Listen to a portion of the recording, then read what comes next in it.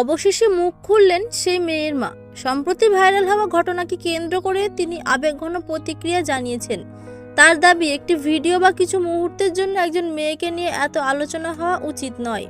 তিনি বলেন, আমার মেয়েকে নিয়ে সোশ্যাল মিডিয়ায় যেভাবে কথা বলা হচ্ছে তা আমাদের পরিবারের জন্য খুবই কষ্টের। মেয়ের মা আরও জানান, এই ঘটনার পর থেকেই তাদের পরিবার মানসিক চাপের মধ্যে রয়েছে।